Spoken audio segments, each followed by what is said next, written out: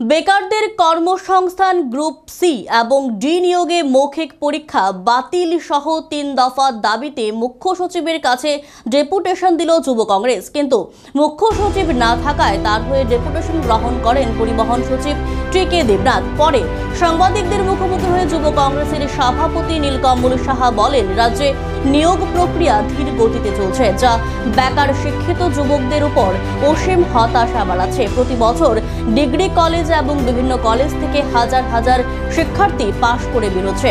Engineering institute, জাতীয় কৃষি বিদ্যালয়, ফিশারি বিশ্ববিদ্যালয়, কেন্দ্রীয় বিশ্ববিদ্যালয় এবং অন্যান্য বেসরকারি বিশ্ববিদ্যালয় থেকে প্রচুর শিক্ষার্থী পাশ করে বেরোচ্ছে।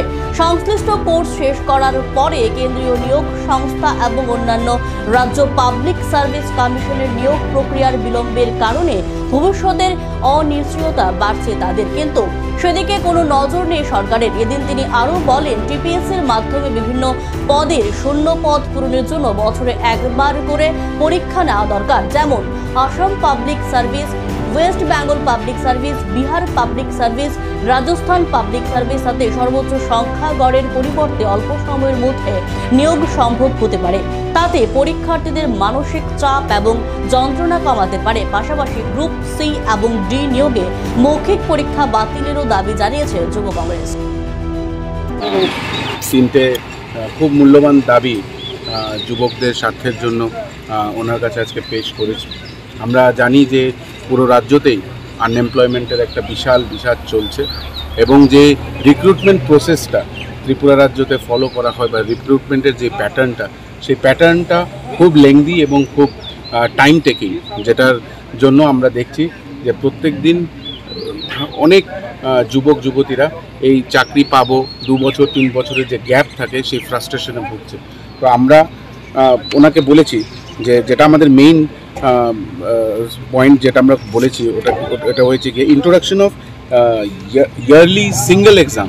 যে ফিডার পোস্টগুলো আছে সেই ফিডার পোস্টগুলোর জন্য ইয়ারলি যাতে একটা এক্সাম কন্ডাক্ট করা হয়, যেটা অন্য রাজ্যতেও আমরা দেখেছি, বিহারে দেখছি, মহারাষ্ট্রতে দেখেছি, কলকাতাতে দেখেছি, সেই যাতে ওয়ান এক্সাম করা হয় সেটার জন্য। এবং গ্রুপ সি গ্রুপ ডি যে ইন্টারভিউর পরে যে ইন্টারভিউ যেটা নেওয়া হয় সেটা যাতে বন্ধ করে দেওয়া হয়, কারণ সেন্ট্রাল গভর্নমেন্ট থেকেও বলেছে, কারণ ইন্টারভিউ আর সেই চাকরি রিটেনের মাঝখানে একটা বিশাল গ্যাপ 1.5-2 বছরের থাকে, সেগুলো যাতে বন্ধ করে দেওয়া হয়। এবং সবচেয়ে ইম্পর্টেন্ট যেটা থার্ড পয়েন্ট আমরা ডিমান্ড করেছি, উই ডিমান্ডেড প্রপার ইনফ্রাস্ট্রাকচার, টিপিএসের যে হাই ইকুইপ সিস্টেম দিয়ে যাতে এটা থাকে। আপনাদেরকে বিস্তারিত আমাদের যুব কংগ্রেস নেতা বাকিটা বুঝিয়ে বলবেন।